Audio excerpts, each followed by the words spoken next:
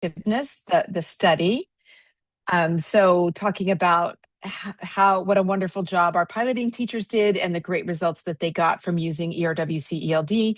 And then we'll hear from module writers like Ginny and Robbie Ching and other OGs of ERWC. So you'll have a chance to get to hear from module writers, to learn more about the middle school curriculum, and to just have an opportunity to get more in depth on modules. So we're really excited to have you there. Awesome. And follow ERWC on all of our social handles. And we'd like to thank you for supporting our 2025-2026 ERWC webinar series. We look forward to your attendance at our future webinar series in 2026, 2027. And without further delay, I'd like to introduce our speaker.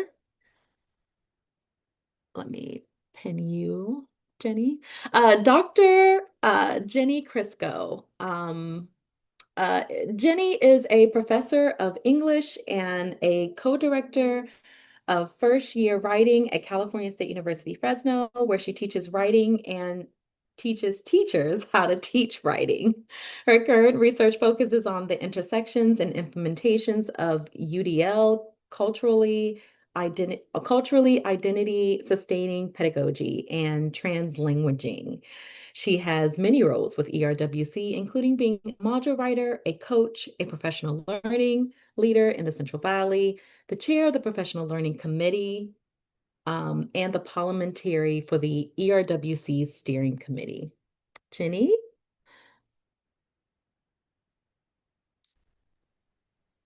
Hi, everyone. Thank you for coming. It's good to see you. Let me go ahead and start off with my PowerPoint. Um, so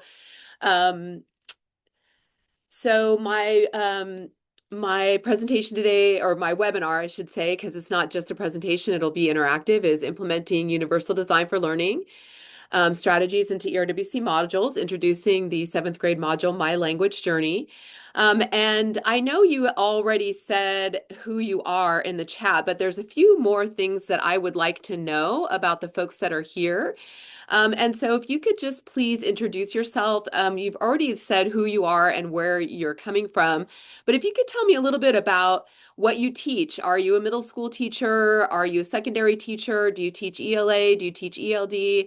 Um, why did you decide to come today? What are you hoping to get from this webinar? And then what is your knowledge of universal design for learning? So one is that you've kind of heard about it. You've heard some things about it. Two is that you have some professional learning, or maybe you've read some books about it. And three, you could teach it to others. And that just helps me to know how to address the audience to get the most out of it for you all. So if you could just take a minute and share with me these three pieces of information, what you teach and why you decided to come, and what is your knowledge about UDL.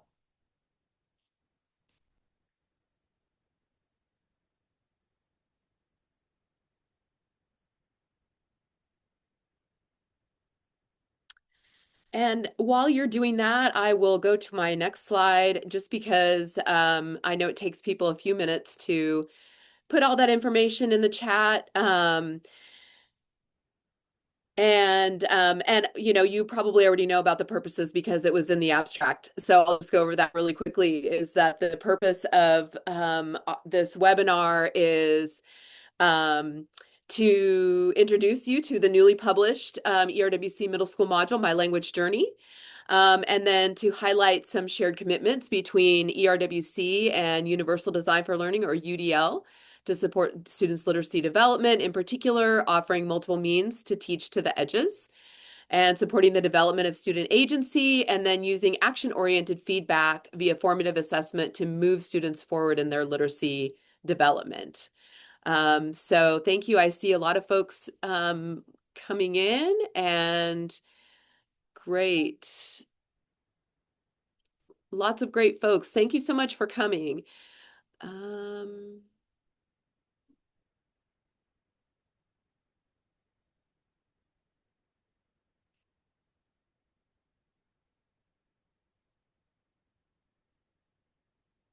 Oh, thank you, Candy. That's nice to hear from you. Thank you.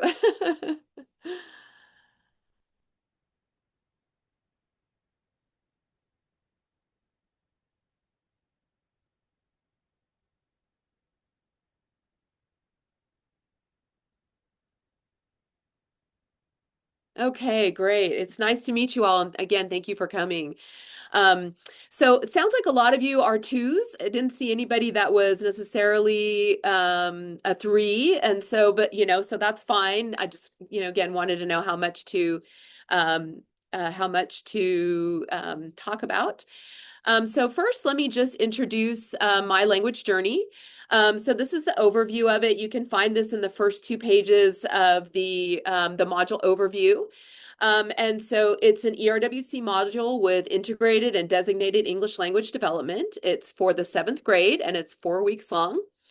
And the selected questions at issue are, how does language work? What is the power of language? And how do we find the power of language in our journey? And so one thing I'll just say off the top is that when we're talking about language, we're not just talking about different languages like English and Spanish and Korean and Hmong, but we're also talking about what are called discourses. And discourses are really like the specialized language that we use when we're in different groups. So English is a discourse. The English language arts community is a discourse. We talk about texts and rhetoric and writing, and we have specialized language. But there's other kinds of specialized language as well that we can talk about with students. For example, like a skateboarding discourse, or a sewing or a fashion discourse, or a texting discourse, right? These are all discourses that we all participate in. What it is not is it's not register, right? So it's not about like, oh, I'm going to write, a letter to my friends, and that's going to be informal, and a letter to my teacher, and that's going to be formal. That's not the kind of language that I'm talking about in this module, although there are opportunities to talk about that as well in relationship to audience. Um, and the core texts are 5 reasons why people code switch. This is an NPR text. Code switch is a podcast. And so that kind of gets, set some terms. And then we have Spanglish, the language of Chicanos, by Rosa Maria Jimenez. And you might notice that that text is a little bit old, that it was published, or it won the prize in 95 and 96. But outside of some of the language that is used, for example, we would maybe not say Spanglish anymore, but maybe Chicanx English, or Chicanx in the Chicanos instead of Chicanos. Otherwise, she's talking about her experiences with learning language, and a lot of it really does stand the test of time. The purpose of the module is to give students an opportunity to consider how language works and to look closely at their language resources so that they can start to understand how those language resources support them in their efforts to communicate with others.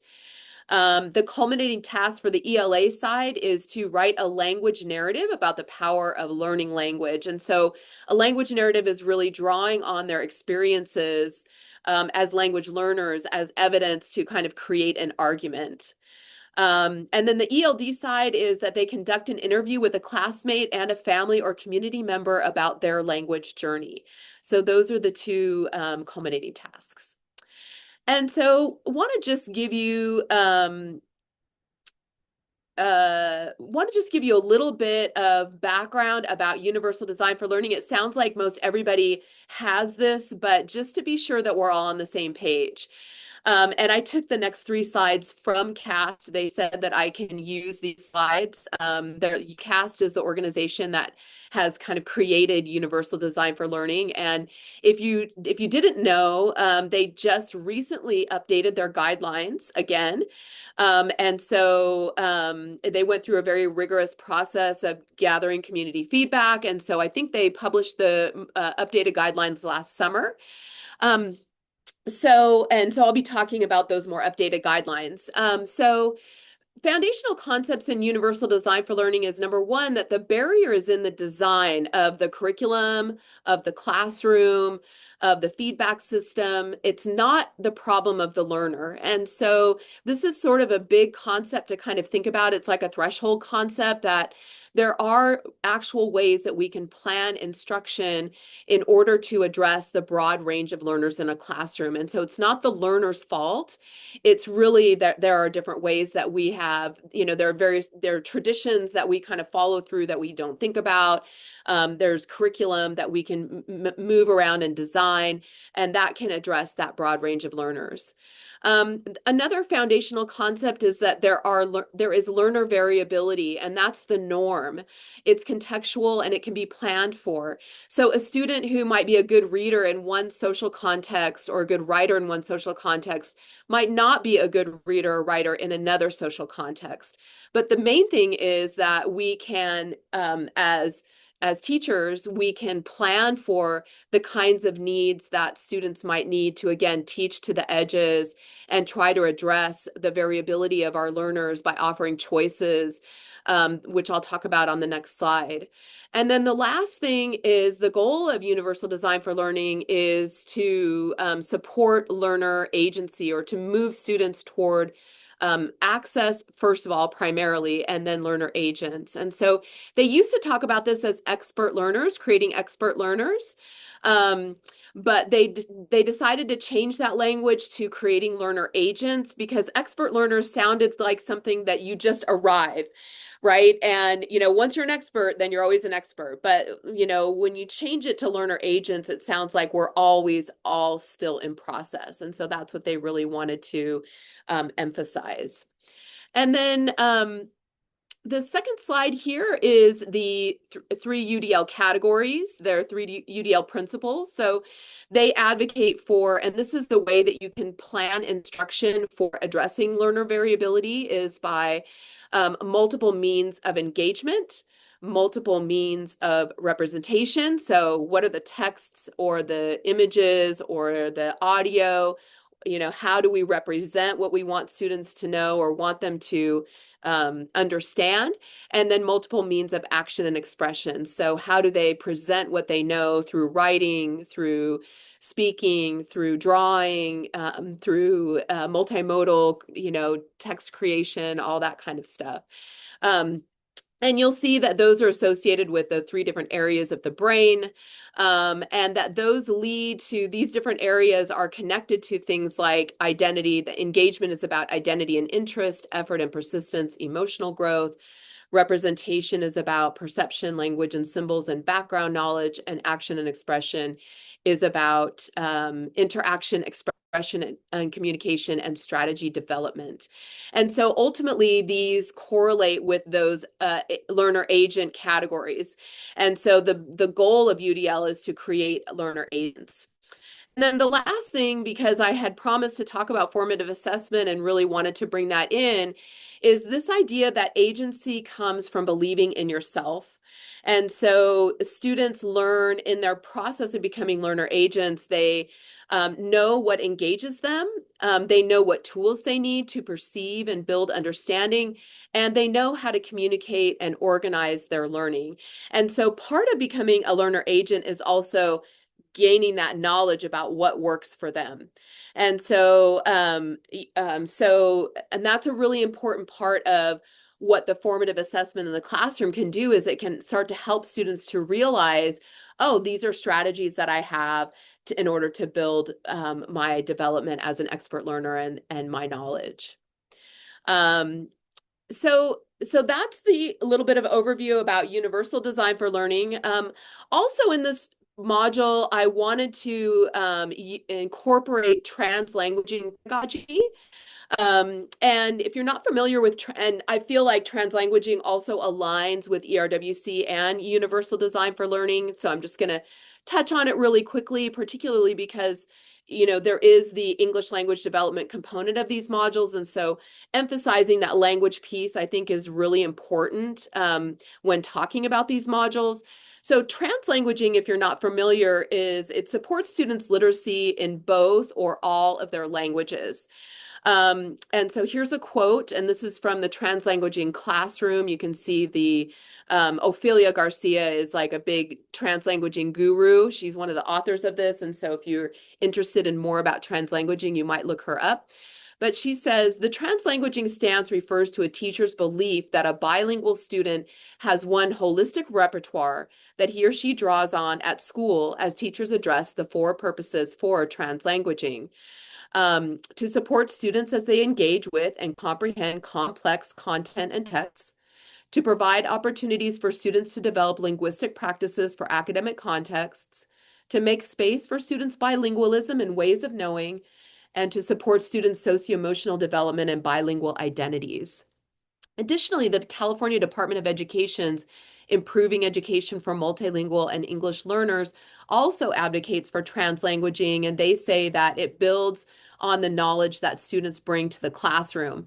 And this quote says, examples of translanguaging include students using bilingual reading materials, discussing a topic in their home language before writing about it in English, using multiple languages during academic discussions, taking notes in their home language while watching a video in English, or using both or all of their languages in formal written, spoken, or multimodal assignments, for example, in a multilingual poems or speeches.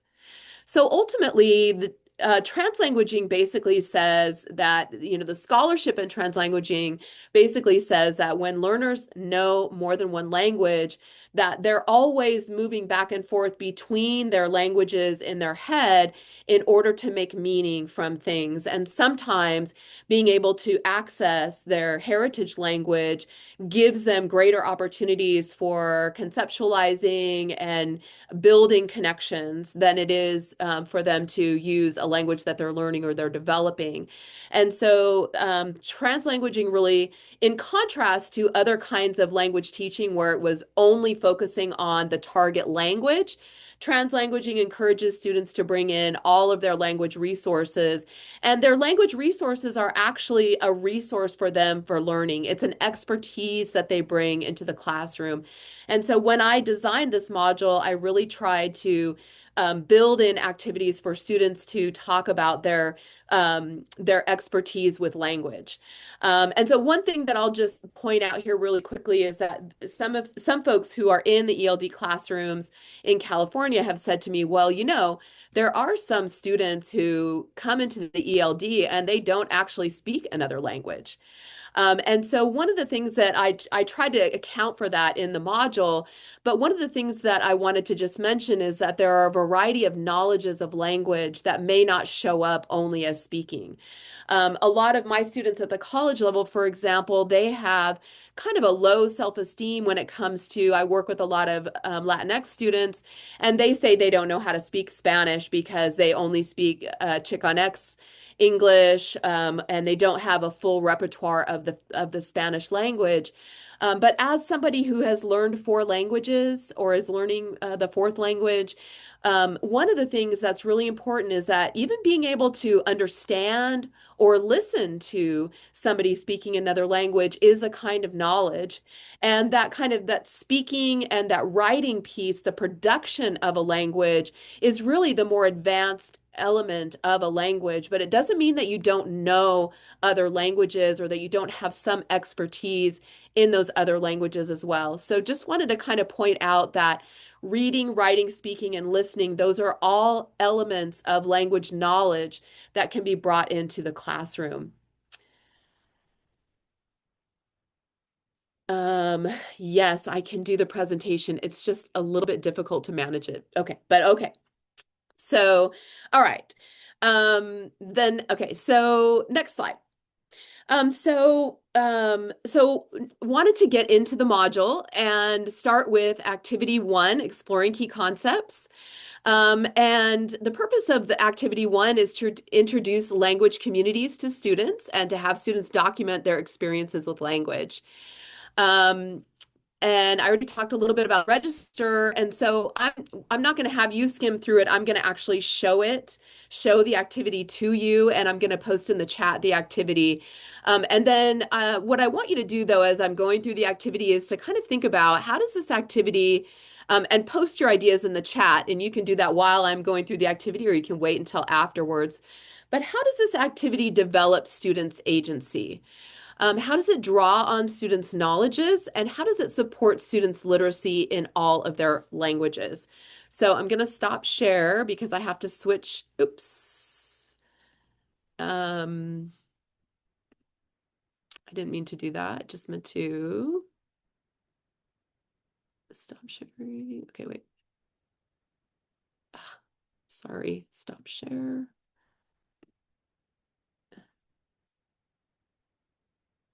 Sorry. It's saying that I put it into another desktop. Let's see.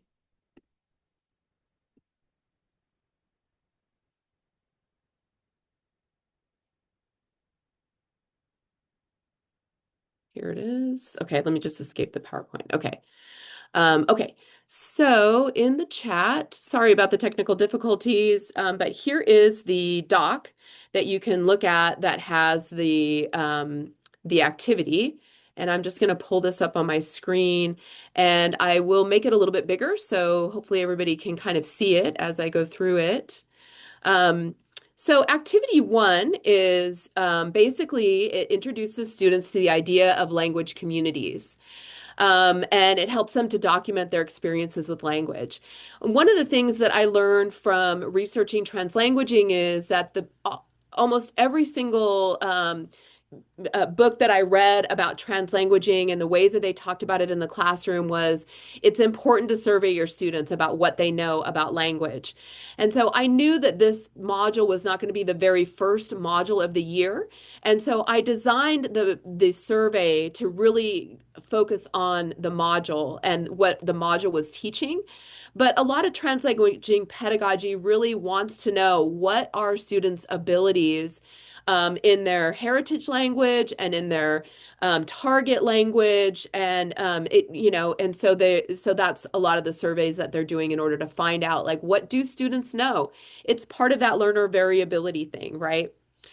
So in this activity, the first thing is and I'm looking right now at the teacher version of the activity with with the purpose and the suggested time and that kind of thing.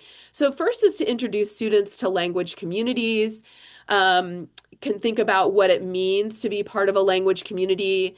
And then it's important to show the video. This is the 3 Ways to Speak English by Jamila Lyscott. And this is a very popular TED Talk, so you may have run across it. But she talks in that video about her 3 different languages. She has a kind of more formal English that she uses in school. She has a more kind of neighborhood language that she uses with her friends.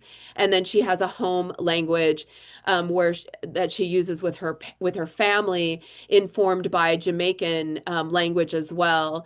And so they are encouraged to watch the video and take notes in their notebooks on the key points, and then they engage each other in small groups talking about these questions. So they discuss key quotes from the video, and then they complete the survey. And so this is the gray box, of course, is the student version. And because we're in the teacher version of the module, you might see some italicized stuff in the student version. And that just means that those are possible student answers to the question. So this asks them to, think about the Englishes that you speak, take some notes as you watch and listen. And then with your elbow partner or table group, share and discuss some of the things in the video. And then they look at these 2 quotes, because I speak 3 tongues, 1 for each, homeschool and friends. I'm a trilingual orator. Sometimes I'm consistent with my language now, then switch it up so I don't bore later. Or the other quote is, sometimes I fight back 2 tongues while I use the other one in the classroom. And when I mistakenly mix them up, I feel crazy, like I'm cooking in the bathroom. Um, so um, and then they have the survey. So what languages do they speak, read, understand, or write? And there's a bunch of lists here, but always there's an option for them to put other. Which languages do they speak, read, write, or hear frequently? Do they have anyone in their family that speaks other languages, and who are they? What about dialects? Do they speak different kinds of dialects? Are there any specialized language? You notice we talked about texting language, mechanic language, religious language, young people language, so slang, that kind of thing, fashion, music, video game, sewing or crafting language. And then at the end, in a few sentences, reflect on your survey. What does it say about who you are as a language user? Okay, so go back to the slideshow mode. So go ahead and post in the chat. After seeing this overview of this activity, how do you think this helps to develop students' agency, draw on their knowledges, or support students' literacies in all of their languages? So, okay.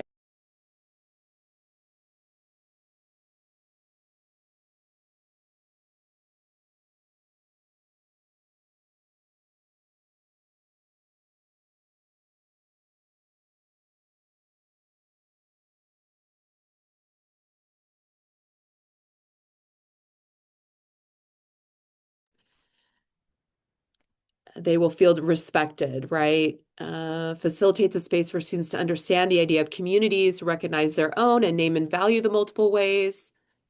Absolutely. They're empowered. The more formal schooling language isn't the only one valued. Yes. Oh, thank you, Gary, for sharing your experience working with this with the students. It's a great discussion about the languages people speak. Many students felt like they spoke only one, but began to see how we all speak more than one language. Creates conversations within the classroom where they can come up with their own language communities. Oh, Joanne, nice to see you. Thank you for coming. Yeah, any other ideas?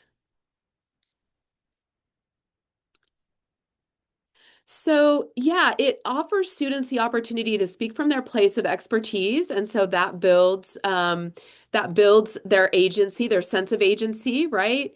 It values the knowledges that they have because, they're just talking about here, this is what I know, this is my experience, right?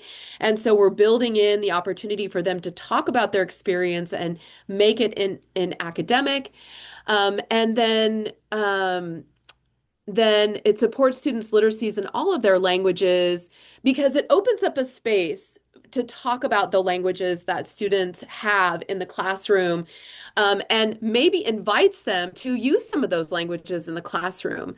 I know that in my experience trying to implement translanguaging at the college level, students are like, my heritage language doesn't belong here. And so it takes a lot of doing in order to help them feel comfortable using the different languages that they have in the classroom and building that into their knowledge making experience.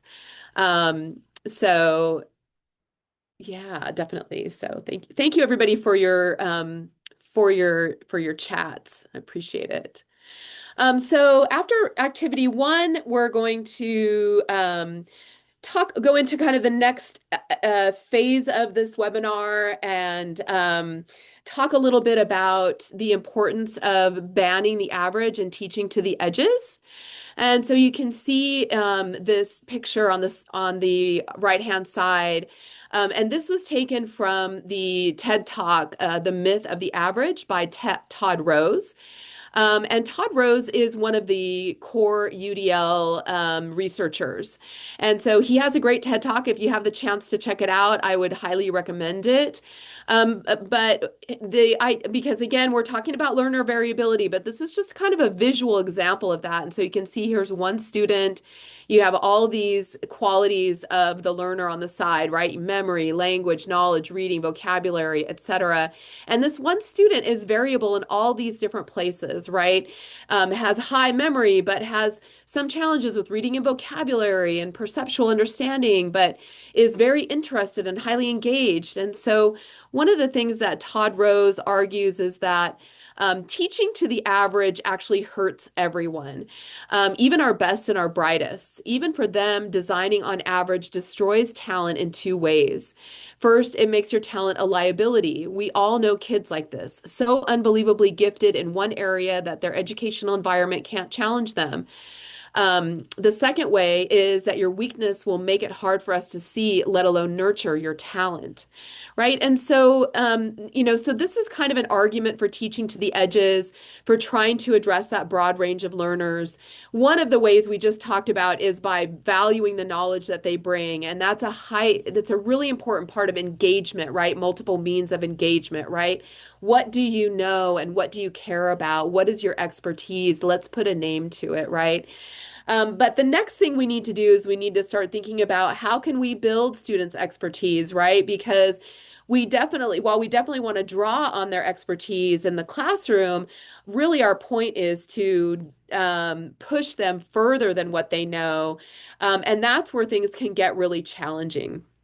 So, one of the things that I have been experimenting with over the last year is this idea of mastery or action-oriented feedback. So, Ann Porterfield and I wrote an article about goal setting a couple of years ago, and we published that article, and I'm happy to share it with you. It's actually in the works cited for the PowerPoint, but one of the things that we learned from our last I3 grant, that where we wrote the 11th and 12th grade and did a study on the 11th and 12th grade, is that um, that um, that it's important to create a action-oriented classroom or a mastery-oriented classroom.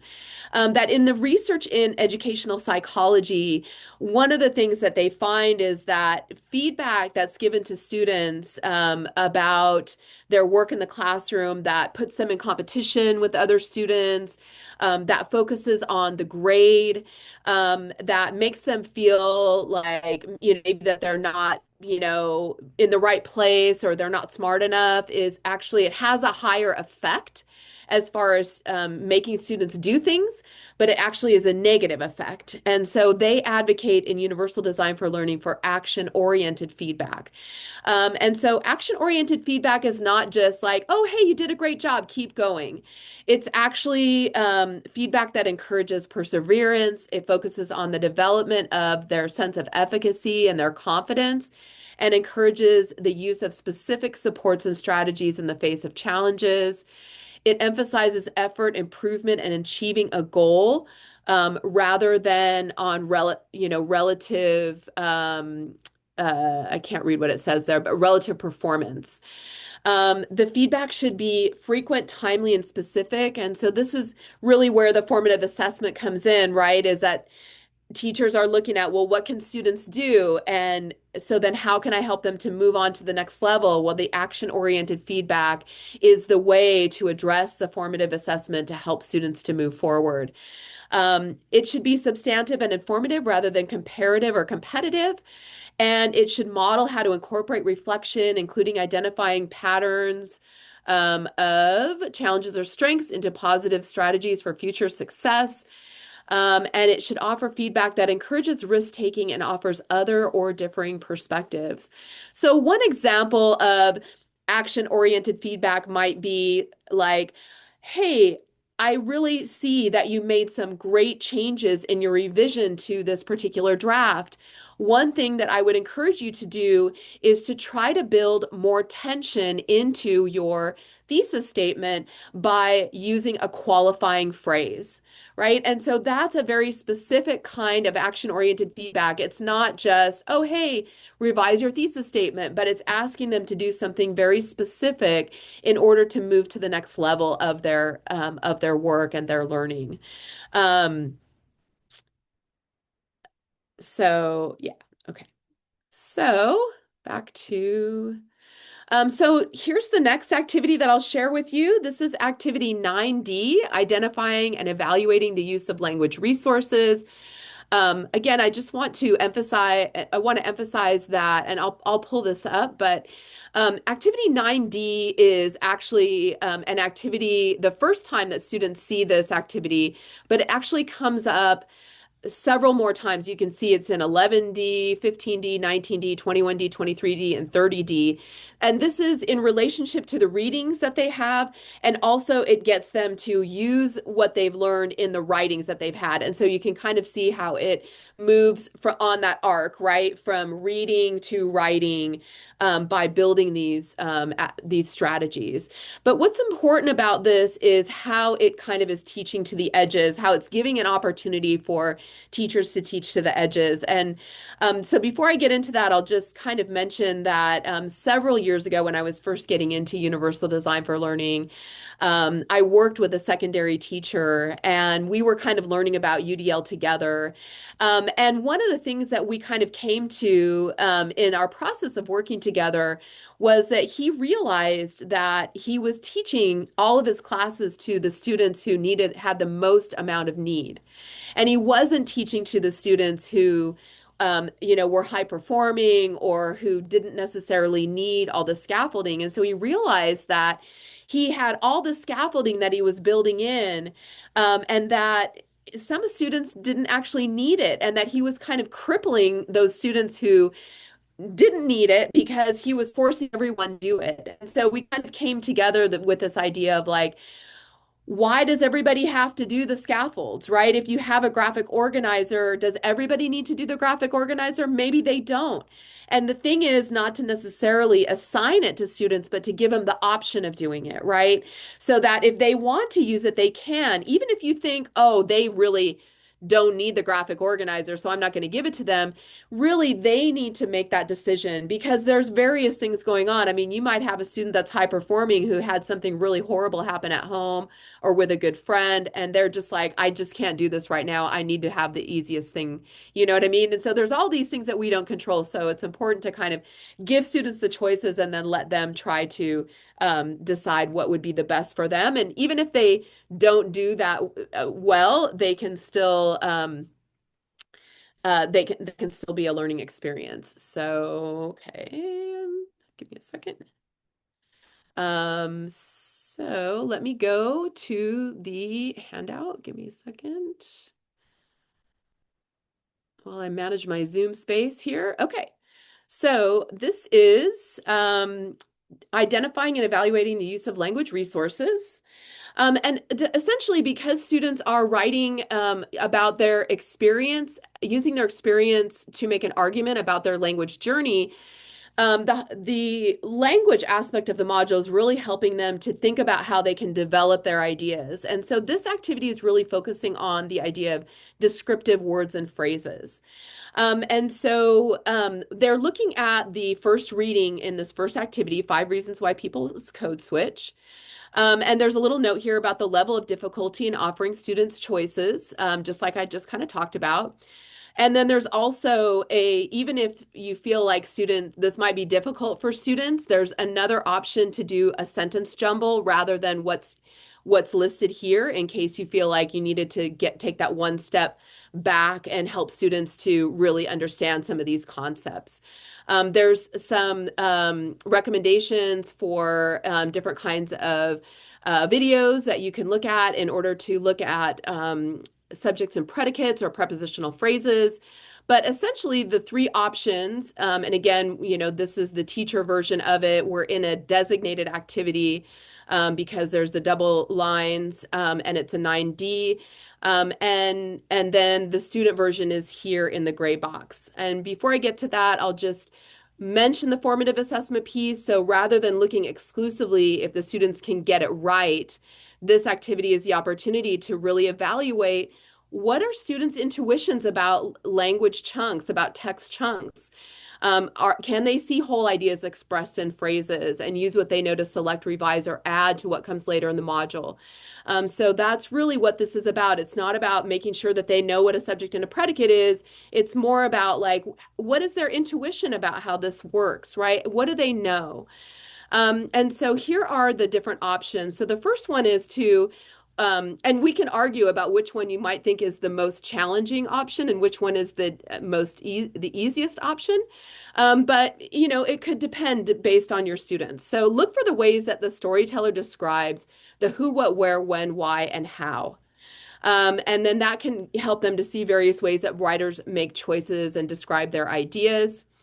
The second option is to choose 3 to 4 sentences that have a lot of description and then find the subject and the predicate of those sentences and then underline and highlight the verb. And this is a way for them to kind of look at, well, how do writers use compound subjects or compound predicates in order to really, or very specific kinds of language in order to develop their ideas and make it more specific, but descriptive, right?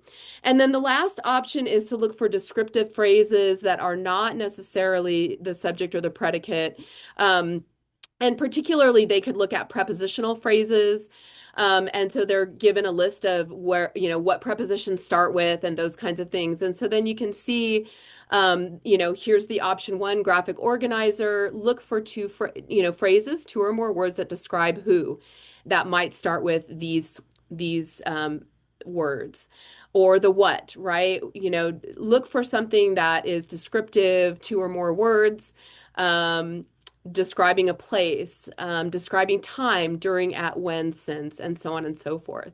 And so there's these 3 different graphic organizers that they can do, that they can look at. There's lots of examples from the actual writing.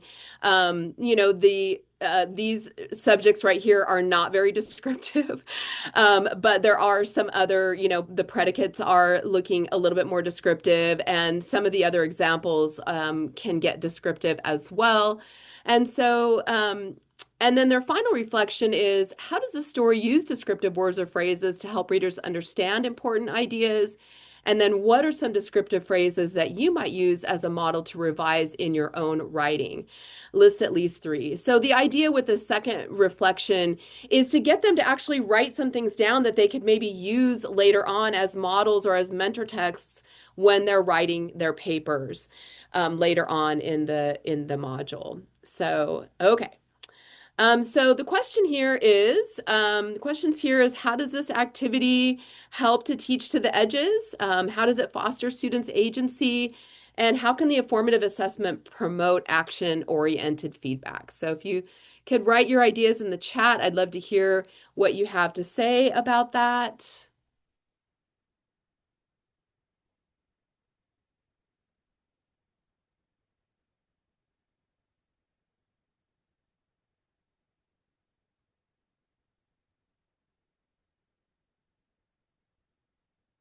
Right. Students are guided to learn where they start, right?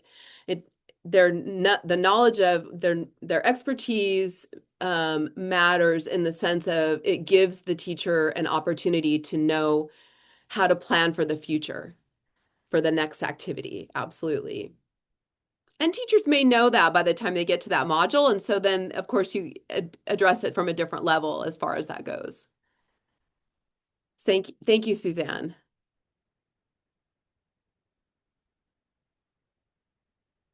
Yes, everyone will find something different. It's an opportunity to just kind of see what they see, right? Everybody's using the same mentor text, but they might, find different things that resonate with them.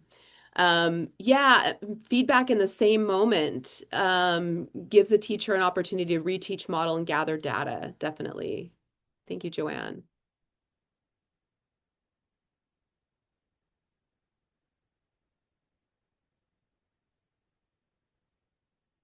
Yes, thank you, Vanessa. It allows for a variety of ways for students to show what they do know rather than what they don't know, right? Assets-based approach, right?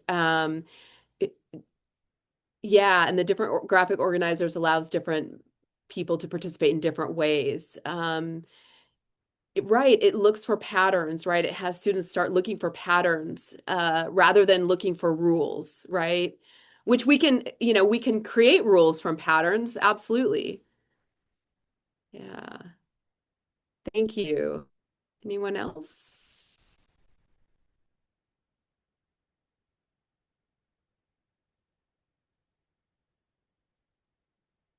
Right. Thank you, Deborah. Of course, we're talking about the rhetorical use of language, right? It's not right or wrong, or it's just effective it's effective or, how effective is it? Exactly. Um, Yeah, making their own mentor texts. They see different ways to use descriptive language, right? It's not just about, oh, I'm going to add an adjective, right? Or an adverb, but that there are different ways that description comes about through language. Absolutely.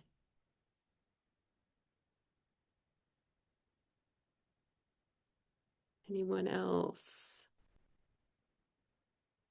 Okay. So I will take us on to my last example. This one is I wanted to add a little bit of because the next one encourages group work. And so I wanted to add in again another way of teaching to the edges. And this is from the module. Um, and it's a note about grouping multilingual students. So the idea is to think about how to best support students in that multilingual environment, again, so that they can use their all of their knowledges. And so, obviously, when we're learning a new language, not just a discourse, but a new language, it can get really difficult. And so, these are some strategies from the book Translanguaging with Emergent Bilinguals. Um, and what they say is when you are making groups, a couple of things to think about is to place emerging bilinguals with the same home language in pairs um, within the larger group so that they can have in-depth sidebar conversations in their home language and then share their thinking with the rest of the group in English. Pair emergent bilinguals with the same home language but different levels of English proficiency so beginners can be supported in understanding conversations and contributing their own ideas. And then form groups of 3 for students with different home languages, 1 beginner and 2 students with higher English proficiencies, to avoid newcomer frustration and to be sensitive to the needs of other students. Oops, okay. And so in the next activity, so, sorry, not used to using the PowerPoint that on slideshow mode. So thank you for your patience. Okay. Um, so students are regularly asked to engage in a whole repertoire of language activities throughout the module, including reading, writing, speaking, and listening. And so that is a way of multiple means of action and expression for students, right? And then representation is, and then translanguaging pedagogy encourages students to use their heritage language in order to develop their literacy and critical thinking skills as they do academic English. And so this is multiple ways of not only action and expression, but also representation. So what are the languages? This can be, we can bring in text with different languages. We can have students use translation software in order to get that multiple means of representation as well. And so, so the last activity that I'm going to show is activity 24D. And sorry about that. Let's go here. Because this is another kind of action and expression and representation activity. And so just again, to kind of show another example of teaching to the edges. Unfortunately, there's only enough time to do 3 activities from the module, but hopefully these have touched on some important elements of universal design for learning and giving you some good examples. So this activity is on day 15. It's a designated activity. It's activity 24D, synthesizing multiple perspectives, how to organize writing about language. And so this is the multiple means of representation. So this is a plot chart by Judy Baca. She created this artwork called Hitting the Wall, Women in the Marathon. I found this actually at the Getty Museum a couple years ago and thought it was a beautiful thing to bring in to talk about writing. And so you'll notice that even, artists have to create an outline. And so that's what this is the plot chart is the kind of outline to create this beautiful piece of artwork. And so I thought that this visual representation might really help students to kind of think about how they're outlining their ideas. And so they have those to kind of check out. But basically what happens is that students will they get into small groups and they're at the point where they're starting to organize their writing in the module. And so they get into small groups and they look at the organizational patterns of the two texts that they have read, and they just kind of compare and contrast what are some of the differences between them. And so there's a little bit of direction here for on the teacher version about the different genres of the mentor text. So 5 Reasons Why People Code Switch is a public blog, and the purpose is to get readers to listen to the podcast. So the organization is to present the top 5 sets of stories or experiences that people have with code switching. And the writer's probably writing to an audience of code switchers. So those who are interested in it. Spanglish is an essay from a first-year writing class. It's making an argument about personal experience for teachers and peers in a college class. So there's different elements to think about as far as why they would do that particular kind of organization. And so students look at those images and then they compare the different organizations. So 5 Reasons Why People Code Switch. Here's a linear organization example, and then here's more of a visual organization example, right? The introduction, point 1 plus example, point 2, point 3, point 4, point 5, and then the conclusion. And then Spanglish, the language of Chicanos, again, there's a linear organization here and more of a visual organization where it's the introduction, 2 definition paragraphs, 3 paragraphs that make a point with an example, and then the conclusion. And so that is essentially, that activity in a nutshell.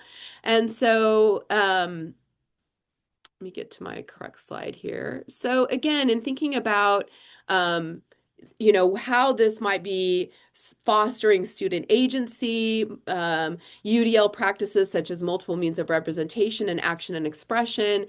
How might this cultivate students' agency? Or what are the ways to do this activity that would not cultivate students' agency? So, and I know we are getting close to time. So we can talk about these questions, or we can open it up to any other kinds of questions that you might have about UDL and my language journey. So please add your comments or questions to the chat.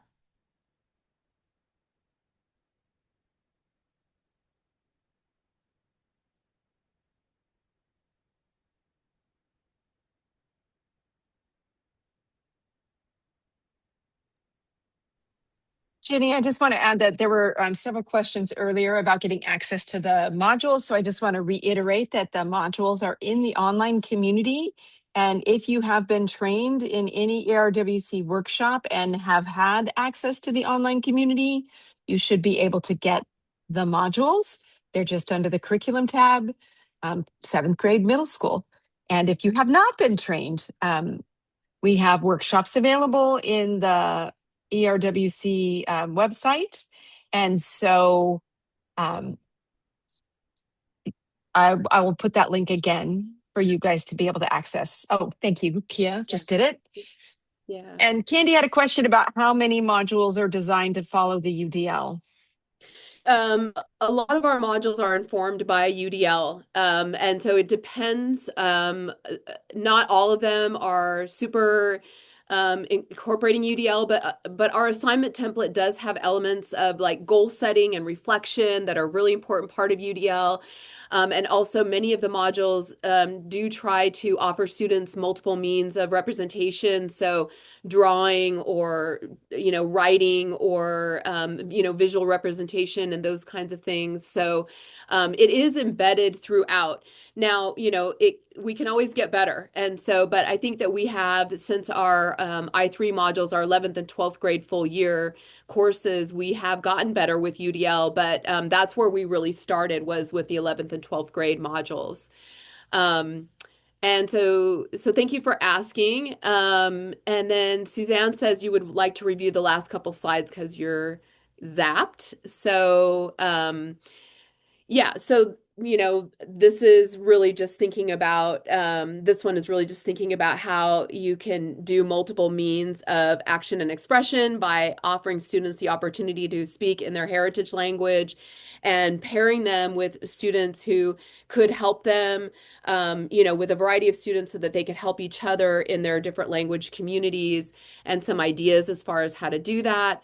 And then this one is really about the activity 24D, the multiple means of action and expression, as far as comparing to organizational patterns of the different readings that they did in the module, and then thinking about how they might want to use those organizational patterns in their own writing. Um, and so one thing I will say, because again, we're getting really close to the end, one way to not cultivate student agency would be to say, here's two organizational patterns. Now choose one to write your paper with. And, maybe middle school students would need a little bit of direction that way. But, again, it's an opportunity to offer them choices, right? It's not a bad thing to follow what another author has done. I think what might be challenging is to say, well, do this, and then they don't know why. And so if they have two options, maybe they choose which one that they want to do, and then they learn how their ideas can fit in either one of those patterns. Ginny, there were also several questions about, would you be willing to share your slide deck? Yes, absolutely. Absolutely. Let me share that. And then Susie asked about, would this be a good curriculum for honors students in middle school? And I would just say, yes, absolutely. I think one of the things we provide in ERWC is a lot of scaffolding and support for students to do highly rigorous work. And so if you've got students who are ready for that work without as much scaffolding and support, just reduce the scaffolding. But the rigor is there for every level of students. And I think that's an important thing, right? Even when we're working with students who may need some additional support, we're not reducing the level of rigor. We are increasing the scaffolding to bring students up to the expectation. And I did not see that article you referenced earlier by you and Anne on this list, and I tried to find it and could not. Okay. I could only find a like if you